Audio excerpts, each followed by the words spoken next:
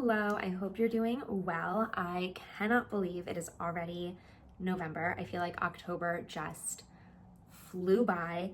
I was sitting down thinking about all of the hobbies and crafts that I did or worked on in October, and I didn't think I had done a ton, but then I gathered everything and looked around, and I feel like I actually worked on and did a decent amount of things, especially when I sat there and wrote out my list of everything that I did.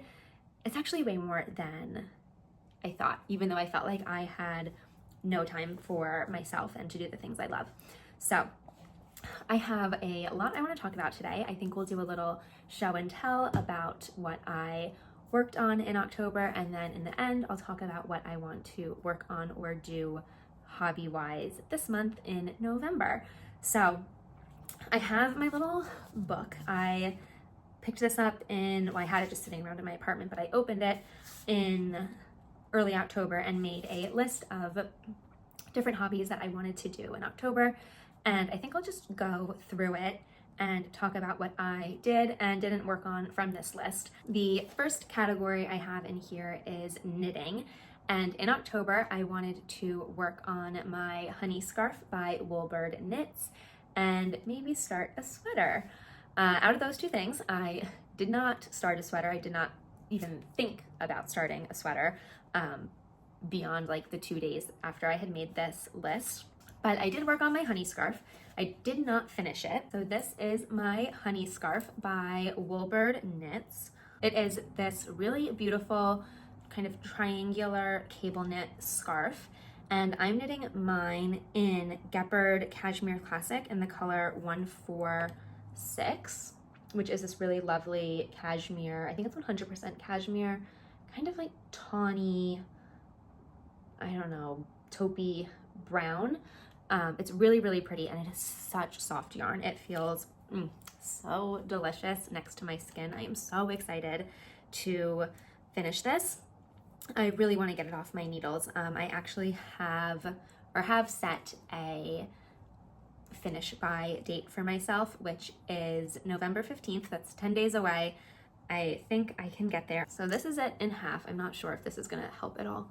So I only have this triangle down here left to do, which really is not that much. I think I can do that in 10 days. I hope I can do that in 10 days. This has been on my needles for 2 months at this point. It feels like a month and a half.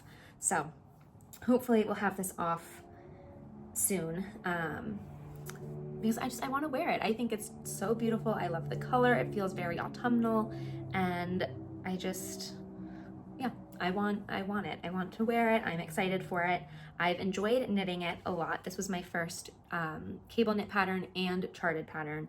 I've said it before, I think this would be a great pattern if you are interested in doing your first cable knit pattern or learning a charted pattern. There were a few little learning curves in the beginning for me, like how to read a chart and how to do the little cable-y switches. But once I figured that out, it's been pretty smooth sailing. There are some mistakes throughout it. I think just me being a little careless and not totally paying attention to what I was doing, but it doesn't really bother me. They're so minor and not that noticeable. It's a scarf. It's gonna go around my neck, so it's not like people are gonna be up close inspecting it. So yeah, I had hoped this would have been finished by now. I'm a little sad that it's not, but I've set this firm date for myself that I must finish it by November 15th, so I feel confident that I will have it done by then, and you will see it fully finished in early December when I do my November wrap up. So that is my honey scarf by Woodbird Knits, Woodbird on Ravelry. Now my next category is quilting, and I actually think I'm going to combine two of the categories I had. So I had quilting as one category and boutique or boutique, I still don't know how to pronounce it, as a second category. And they feel similar enough that I'm going to combine them into one. So I wanted to, in terms of more traditional quilting, work on my home street quilt by the Blanket Statement and attempt foundation paper piecing. And then for boutique. I wanted to make a little lavender sachet and make a needle book. So I did not do anything on my home street quilt. I have it right here. Oh, I've got strings all over it.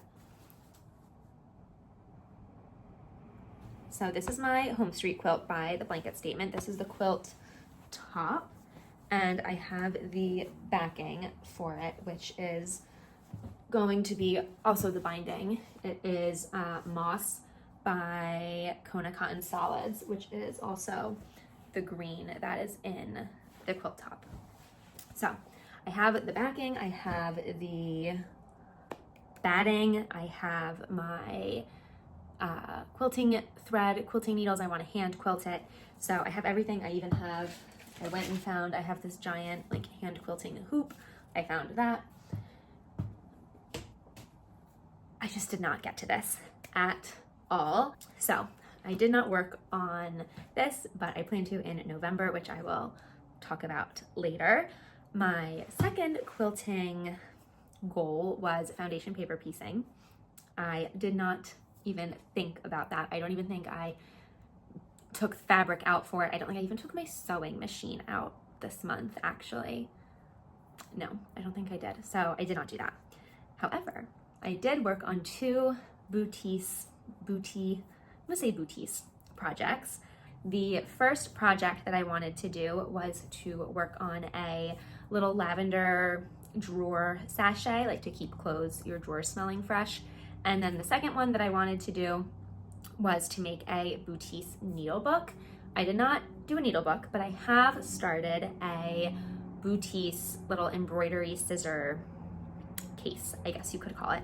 This is my little boutique lavender sachet that I've started. It's almost done. I stitched this design and then I stuffed the channels with just this, I don't even have the tag on it, this white cotton yarn. It is plied, so I just have been like splitting it apart and stuffing it. And then once I finished that, I sewed two pieces together and it's got this like puckering now that I don't know how to deal with, but whatever. It's just gonna go in a drawer. But this is my little pattern that I made. It's a little acorn and an oak leaf, and I am obsessed with it. I think it's so cute.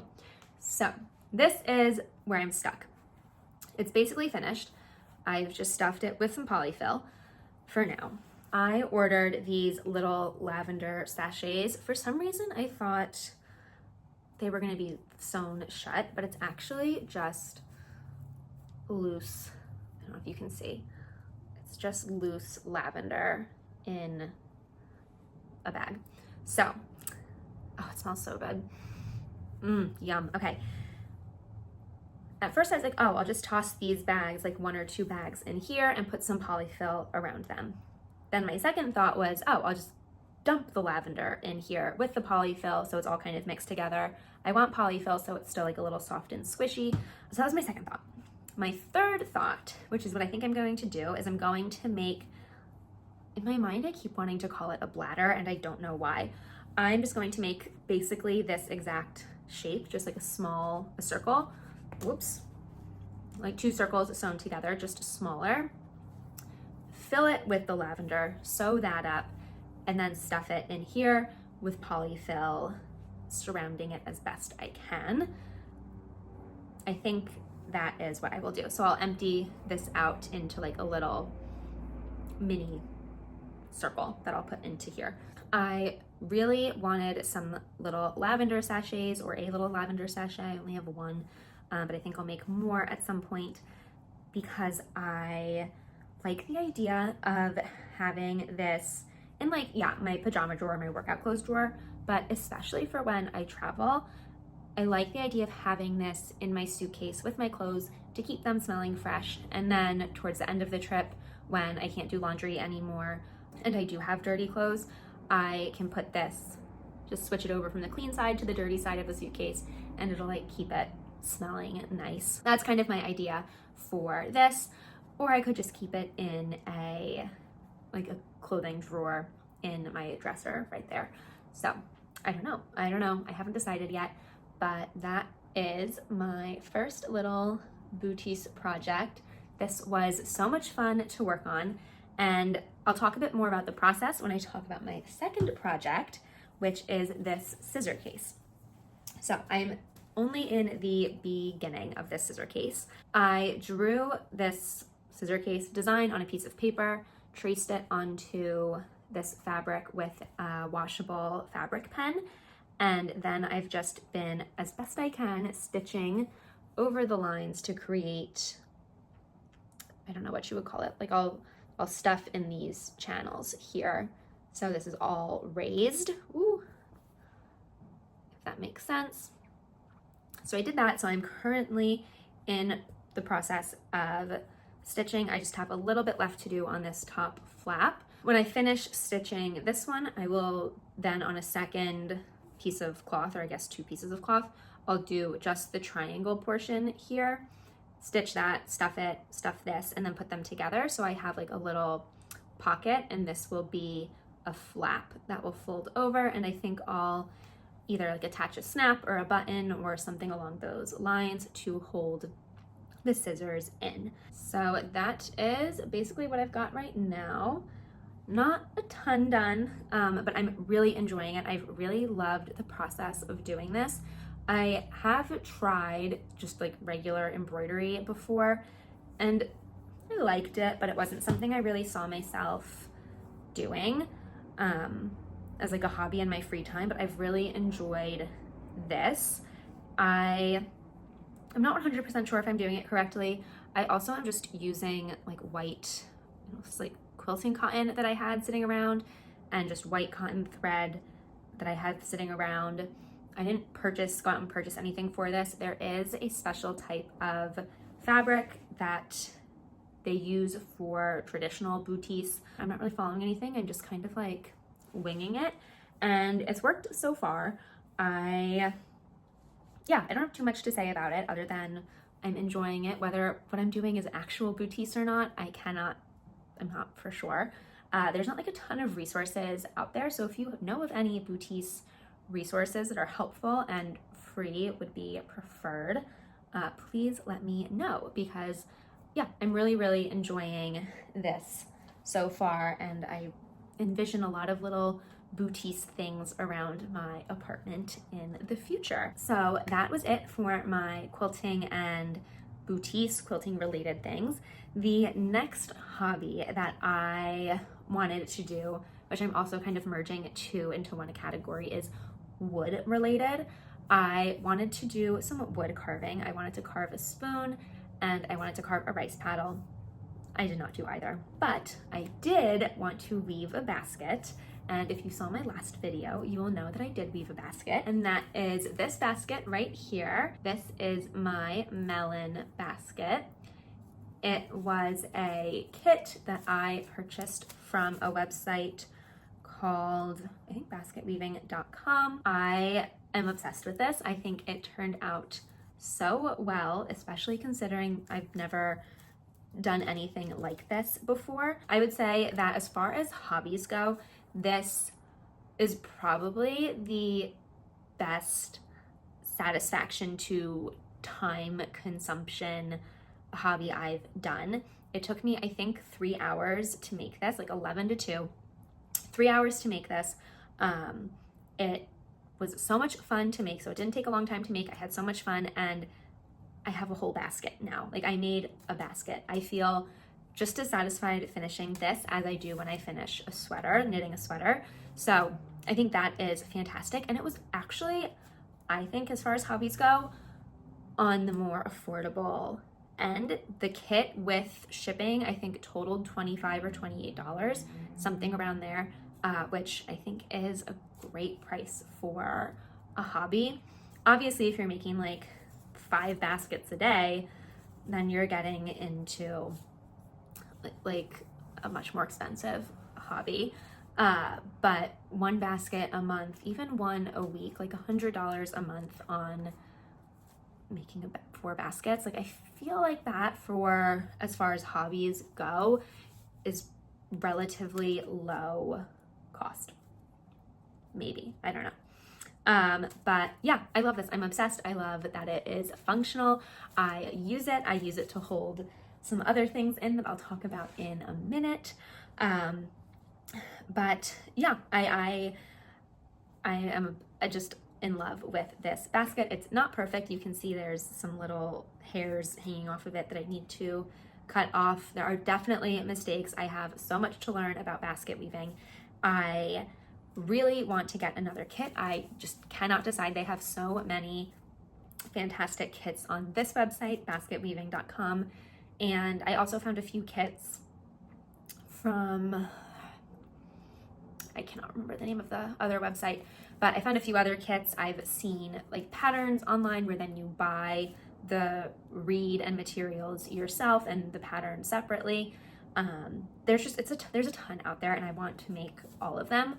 I do not need an apartment full of baskets, so I will not, but yeah, I will definitely be ordering another basket kit, maybe not for November, but definitely for December. I think this would be such a fun holiday break activity. I also think these basket kits would be such a good gift. Like if you know someone who is crafty, who wants to make a basket, who likes baskets, basketry, handmade things, I think a basket weaving kit would be an excellent gift and very appreciated. And yeah, that is my melon basket that I made in October. So I mentioned that I keep a few things in here, and that is my needlepoint things, which for me, I'm going to call a bonus hobby for October, but I think needlepoint is or will become a permanent part of my like hobby rotation. So I have mentioned, I think before, that I needlepointed in the past. I think I needlepointed in 2021, 2022 for the first time, and I loved it. It was so much fun. I had never worked on a professionally painted canvas before. I just had blank canvas. I wonder if I have any. Yeah, like I had just like this blank mesh, and I would draw on it with a marker and then stitch over it and make little things. So what made me want to get back into needlepoint was a bookmark that I saw on Pinterest. And I think it said like booked and busy, or it had like some silly pun on it. And I thought, oh, that's so cute. Like I want to make one. So I went and dug up all of my needlepoint things. I found my old needlepoint canvases that I'll show in a minute. And this like blank mesh and a bunch of like DMC cut and thread. And I designed my pattern on Stitch Fiddler, painted it onto the blank canvas, and then stitched. So this is my bookmark.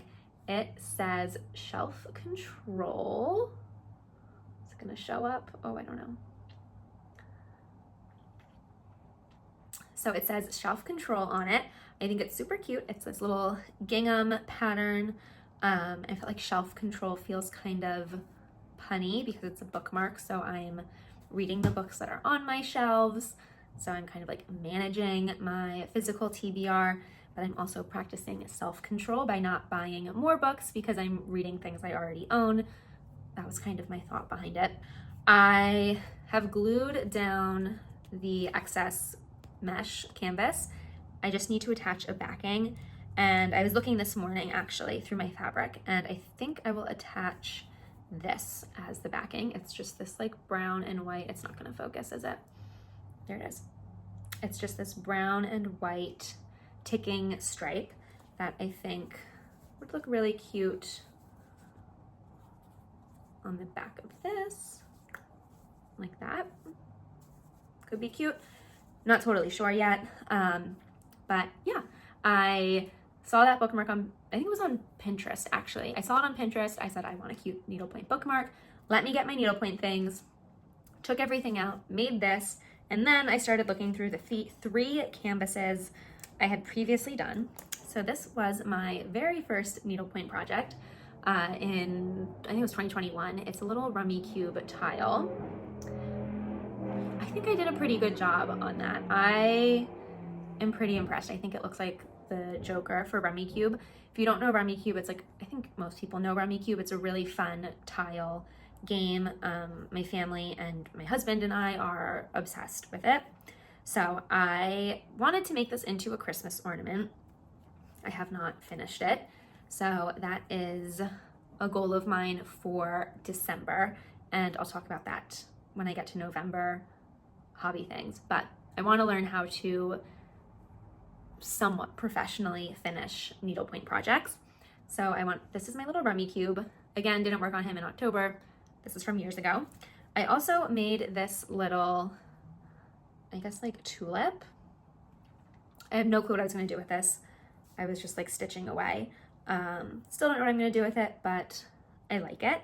And then I was also working on this little pink and purple striped bunny, which is also very cute. Again, don't know what I was gonna do with this. I don't know if I'll ever finish it, but I think these are like both really cute kind of springtimey things, so they might just hide away until the spring. So those are my 3 original needlepoint projects. This bookmark is the one that brought me back into needlepoint, and I loved making it so much that when I was in Vermont, I was looking up needlepoint shops, and I found one not too far from my family called the Pine Needle in Manchester, Vermont, and this was the cutest little store I've ever been into. I've only been into like 1 or 2 other needlepoint stores before, and I think this one was by far the cutest I'd been into. Everything was like pinned up so beautifully on these big cork boards. They had 2 separate spaces, one with, again, the walls fully covered with they had like 2 couches in the middle, and then in another room they had, again, yarn or thread all over one wall and like some standing pillar things, and then the other walls covered, they had a dresser covered with needle minders, and a big table. And the woman who owns the store said that they do stitch night every Wednesday, which I think is so cute and so fun. I've never been to a stitch night, but I would really love to do that. So next time I'm up there, which I think will be around Christmas time, is Christmas Eve a Wednesday though this year? It might be, but I think Christmas Eve and New Year's Eve are both Wednesdays, so maybe they won't have it then. I don't know, but if they do, I will definitely be going because it seems like fun and I like to do that. So anyways, when I was at that store, I bought this canvas, which is by Rooney and Stitch. It is a little hotel key, and this is actually, the canvas is for the Chateau Marmont hotel key, which is a hotel out in LA, but I picked it because I got married at the Bowery Hotel, and they have, like, their room keys are really similar, and I thought it would be super cute to turn this into an ornament and put our wedding date right there where the letters are. So I'm stitching it as a Bowery Hotel key. I found out a few days ago, I was like looking at Rooney and Stitch's other canvases. They actually do make a Bowery Hotel key canvas, but I think I like this one a little bit better because it does have that space where I could write our wedding date on it.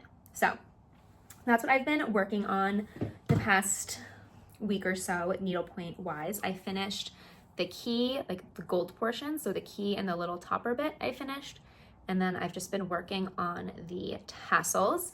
And I have learned that needlepoint people want to hear about what thread you're using. So I am using Vineyard Silk in the color Biscotti for the lightest gold. I'm using Essentials in Mustard 495 for the medium gold, and Essentials Peanut Butter 596 for the darkest gold. And then I've got 3 colors in the tassel right now. I have Bonfire by Vineyard Silk. It's number C225.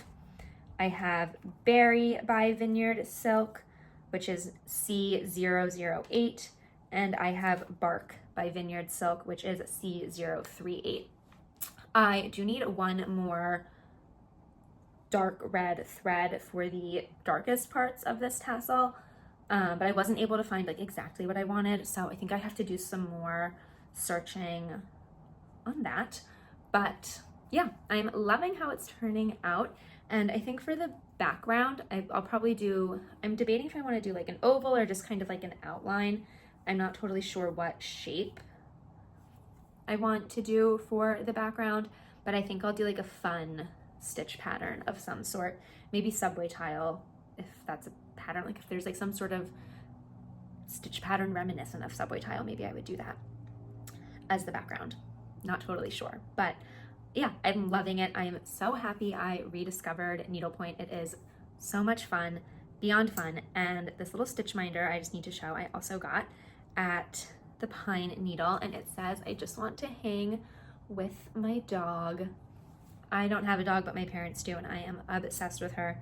She is my number one. She's my favorite little sweetie. So that is my little Bowery Key needlepoint canvas that I do hope to finish the stitching portion of this month, and then in December I'd like to finish it myself into an ornament.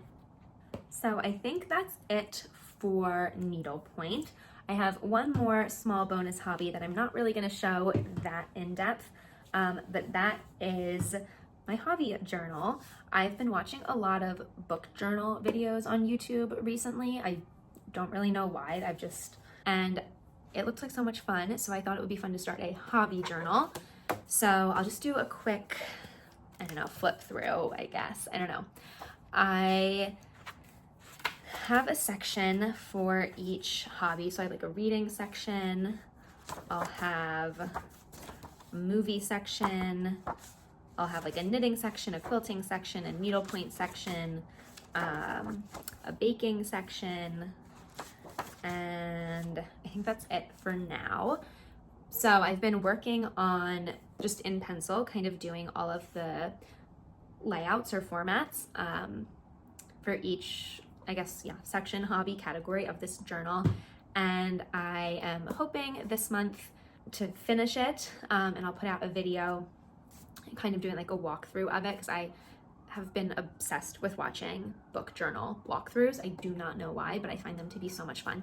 So this is kind of like a bonus hobby I've been working on, and I've just been like consistently working on it for a few hours each week, like 3 or 4 hours each week, in pencil doing the layouts, and then I'll go over with like fine liner, like a pen or a thin marker, and then I'll color it in throughout the year. So I've been loving this so far. Yeah, that's my second bonus hobby for this month. And I'm just very, very excited to have this. And it's actually been really fun to make also. So look out for a little hobby journal walkthrough sometime in late November, early December for my 2026 hobby journal. That is it for my more hands-on crafty hobby things. I have 3 more categories, which I think I'll run through pretty quickly. That is baking, reading, and movies. So I did a lot of baking this past month. All of my baking, and I think all of my baking goals were actually sourdough related. So I'll run through that. I started my sourdough journey, we'll say, in late September, and I made my first loaf, I want to say like October 3rd or 4th, somewhere around there, and I've been obsessed with it.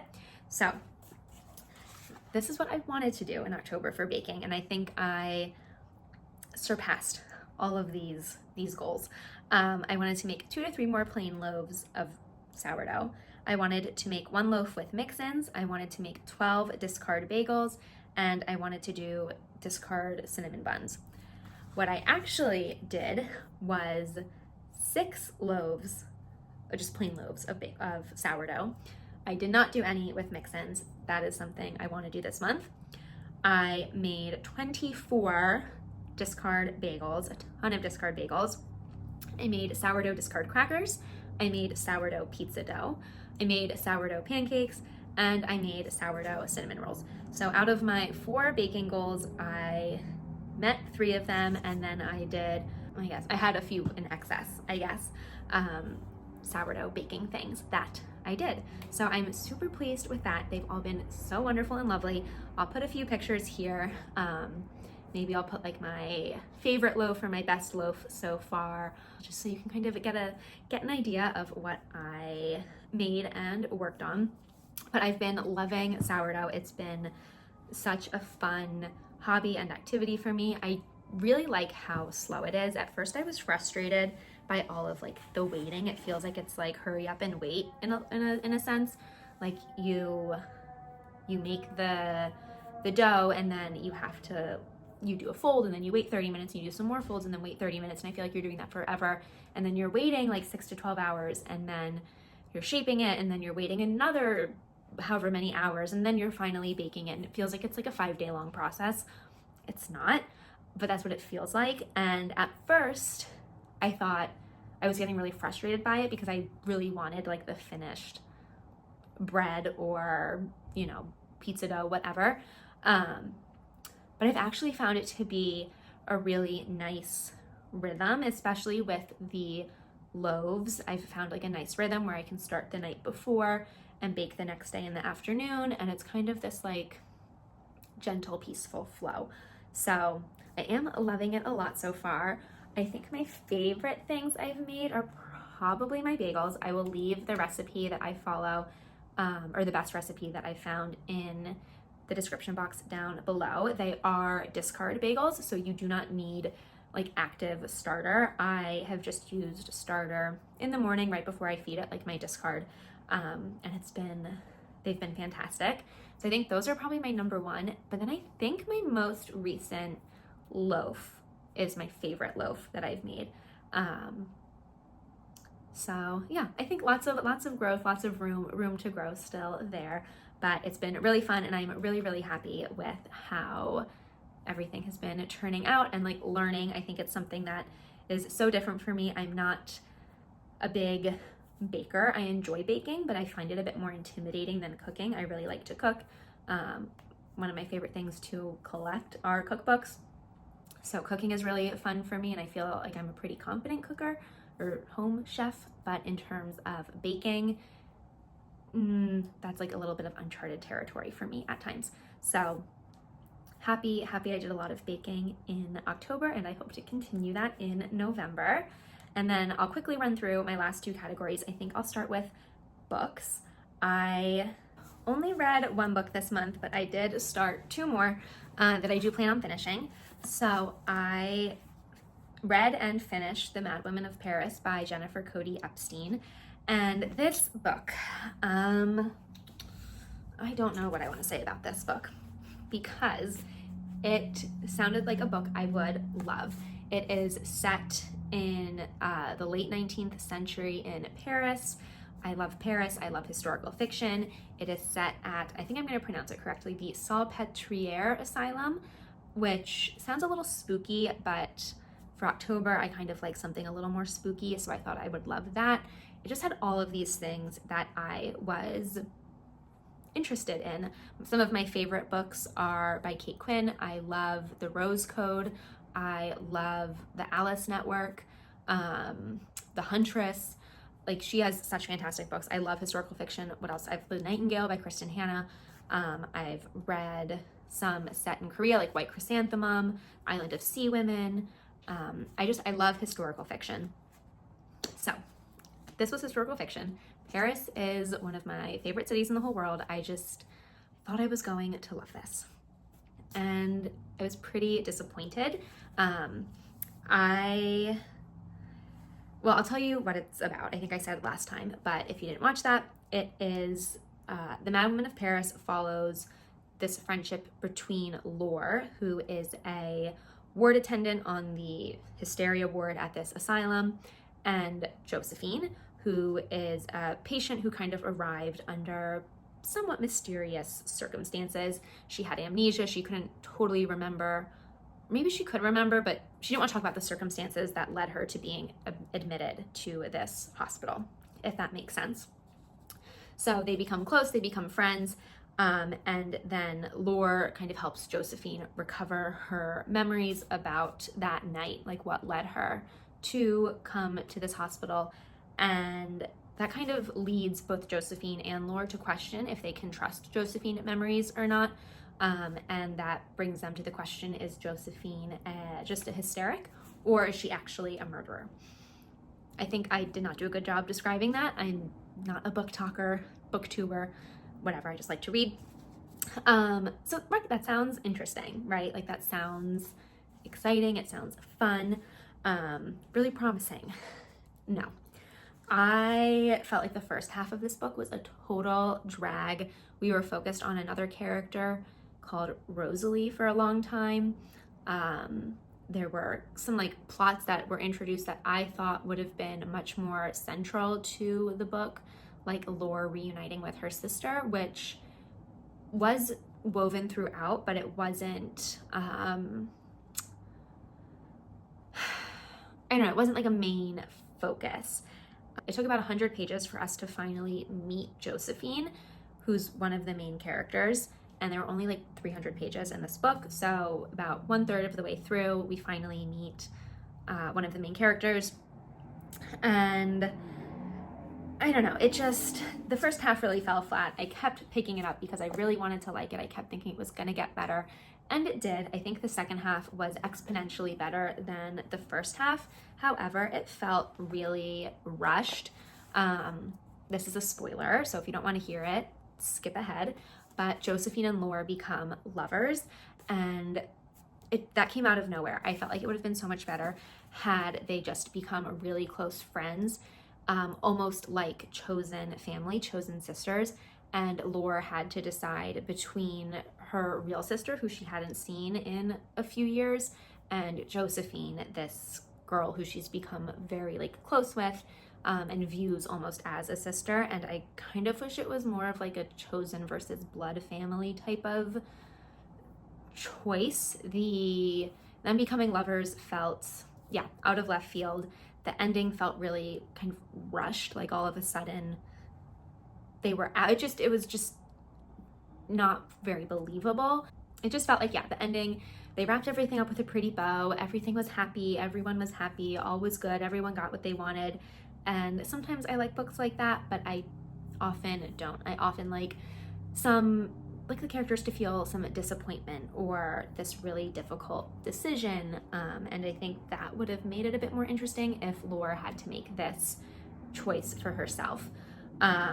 So yeah, I think I gave it 3 stars on Goodreads because I did finish it.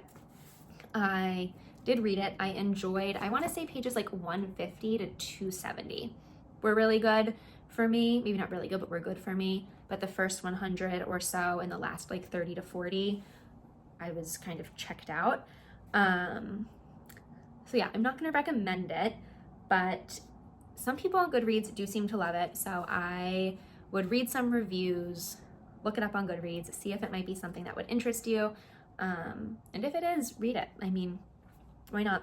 I don't think I'll be reading any of her other books, although everything does keep saying that she's the best-selling author of a book called Wonderland. So maybe I will try that and see if I like some of her other work more. But this was kind of like a mid-level, mid-tier, it was fine book for me. So that's the only book I read in October. I started 2 other books, which I'm not going to talk too much about. The first one is The Woman in White by Wilkie Collins. I am 151 pages through, and I'm really enjoying it so far. It is really interesting. I'm not on the edge of my seat, but I do want to know what happens next. And it's just been a really enjoyable read so far. The only issue I'm having with it is the language, the writing. It was written in the 18th century, so their language and writing is a little different from like our more modern English. So it does take me, I would say, like 2 to 5 pages to kind of reacclimate myself to this style of writing. So I do need like 30 minutes at least to when I sit down and read this book. So I haven't gotten too far in it, but I try to give myself like 30 to 45 minutes every 2 or 3 days to read a little bit more. But yeah, I've been enjoying it so far. There's some mystery, like this mysterious element to it that I really like. And I want to know more about the Woman in White. Who is she? What is her deal? I'm very interested. So happy to be reading this, and it is I think it's like one of the first gothic horror psychological thriller type of books. So this was the first book I started. And then to give myself a bit of a break, or when I don't have a ton of time to read, when I would want to read this one, I've been reading This One Life by Amanda Prose, which I don't have, I haven't read a ton of yet. I think I don't know, maybe four chapters in. I'm not super far. But basically, this book follows Madeline, who is an interior designer, and she is moving from London to LA for work, or she's planning to. But then, from my understanding, I think her mom falls ill, and Madeline has to make this decision for herself. Does she stay or does she go to this job? I think it's all about kind of the decisions we make. When do we choose ourselves and our happiness, or when do we put others first, and these choices we have to make in life. That's kind of my quick synopsis understanding of this book. I'm not that far into it yet. I think Madeline, she's talking about her first job, right? I guess she said she didn't go to college. So like her first job when she's 22 in the interior design world. So I'm not super far into it, but I am really enjoying it. It seems pretty quick and easy read. Like it would be kind of like a good beach read almost. And it seems like a genre that I don't read a ton of. I tend to read more historical fiction, literary fiction. And this just seems kind of like popcorny. So happy to have that, just like a quick book to, you know, to go through, read through when I'm kind of just feeling mindless. Like it's a really good before bed book. You don't want to like think too much. So I've been enjoying both of these so far. We'll see how I feel about them at the end of November, early December. So check back in then if you want to hear more of my kind of just whatever thoughts I have about them.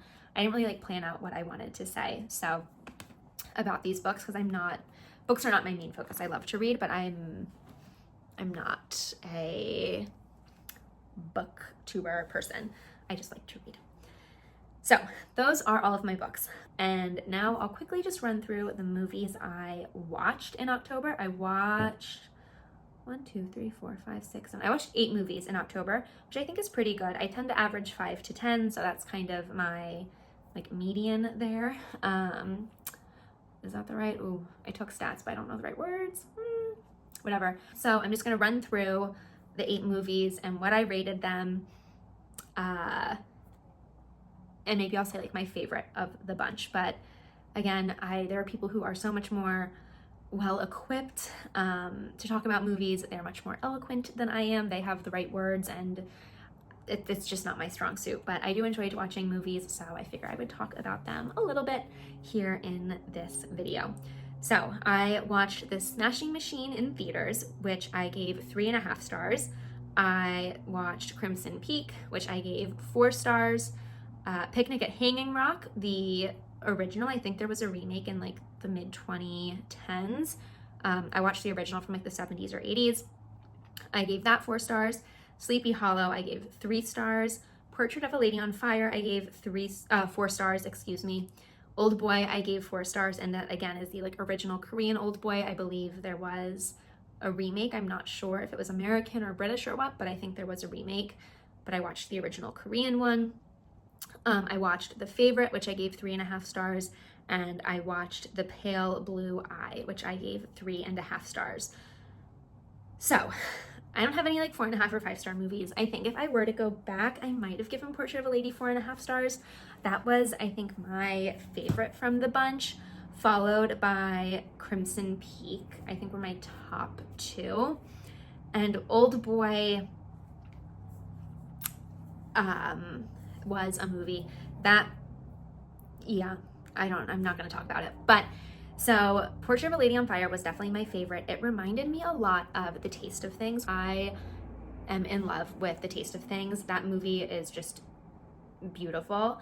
It also kind of had like Phantom Thread vibes. I don't know why, like there are certain movies that like I really associate for some reason. And I think Phantom Thread, The Taste of Things, and Portrait of a Lady on Fire are kind of in the same world for me. So that would be my recommendation if you were to watch any of these. And if you wanted to watch 2 of the ones that I watched, I would say Portrait of a Lady, and then also Crimson Peak. Crimson Peak was just like very visually beautiful, and the storyline was interesting, but I really enjoyed it. It was just a fun watch in a way, and Jessica Chastain is fantastic. I love her. So that is what I watched in terms of movies, and I think that's everything. Let me see. Yeah, that is everything that I did hobby-wise in October. So I figure now we'll just run through what I want to do in November, which I've got on my laptop here. I don't know why I didn't write it in my book. Maybe I'll do that. So I'm gonna start kind of just like with the categories I just went through. I'll just go through and tell you what I wanna do in November. I'm not gonna talk too much about any one category or item, just kind of like run through my list. So first category is knitting. I want to finish my honey scarf. As I said, I have a November 15 off the needles date, so that will be finished at the end of November. If I don't do anything else but that, I am fine with that. I just want to finish that honey scarf so badly. And then my second knitting project for once I finish the honey scarf is to start one of my 2 gift knits. I plan on knitting a pair of socks and a pair of mittens. I'm not sure if they're going to be mittens or fingerless gloves yet. I have to ask the recipient which she prefers, but those are my 2 gift knits this year, so I want to start one of them ASAP. In terms of quilting and boutique, I want to make my quilt sandwich and get about 70% of the way through the hand quilting, because this will be a Christmas gift for my parents. So I would really like to finish a lot of the hand quilting so I can focus just on like binding and like getting it all nice and good for the holidays. And then I also want to finish my boutique scissor case, at least finish stuffing. If I don't sew it up and it's not all like totally perfect, that's fine, but I would like to at least finish stitching the outlines and stuffing it. So that's it for quilting. For my hobby journal, I want to finish it so I can just have it like completely ready to go and pick up starting in January when I use it for the first time. Needlepoint. This is a big one for me. I had so much fun doing needlepoint, and I actually found it to be the most portable hobby. So I want to make 2 or 3 ornaments. I ordered so much 48 by 36 and 24 by 24 inches of 18 mesh needlepoint canvas. I have a ton of it. If there's a canvas shortage, maybe this is why I have so much. I don't know why. I just thought it was going to be way less than this, but this is like an excessive amount of needlepoint canvas. So I want to make 2 or 3 ornaments. I want to hand paint them and design them myself. I try to buy an ornament for every trip that my husband and I go on, but we have a few recently that I just didn't buy an ornament for. So there are 5 countries we've been to that we don't have ornaments for. The first is Grenada in the Caribbean. We went sailing there in like 2018. So that I really want an ornament for. I think that was our first international trip together. Japan, we didn't get an ornament in. Costa Rica, Denmark, and Sweden. So those are the 5. I would like to make at least 2 ornaments, needlepoint ornaments. 3 would be ideal. So that I think is a really big one. And I think that'll take up a lot of my time because I'm going to design, hand paint them on here and stitch them. But I'm going to Florida for Thanksgiving and I need a good like beach pool activity, and I think needlepoint is the perfect hobby for that. Needlepoint and reading will be perfect. Books, I just want to finish the 2 I mentioned. I don't have any plans to start any new books this month. So The Woman in White and This One Life, I'd like to finish both of them. And then as for movies, there's nothing totally top of mind that I would like to see. Frankenstein comes out on Netflix in a few days, so I think I'd like to watch that. I think I mentioned that I wanted to watch a movie called Elizabeth in October. I didn't get around to it, so I think I'll bump that to my November list. And there's something else. Oh, Sentimental Value. I want to see that in theaters, and Hamnet I'd like to see in theaters. So 4 movies for this month. And then my baking list is also pretty short because I think I want to focus on knitting and needlepoint. So that is, I want to make 1 sourdough loaf with mix-ins, and I want to bake a pie. Thanksgiving is this month, so I think I will definitely be able to make a pie, no problem. So that is everything. I feel like I just talked for 4 hours. This is probably going to be a pretty long video. So if you made it all the way to the end, thank you so much for watching. I would love to hear what hobbies you've been working on, projects you've been working on in October, and what your hobby and project plans are for November. So again, thank you so much for watching, and I hope you have a great day. Bye.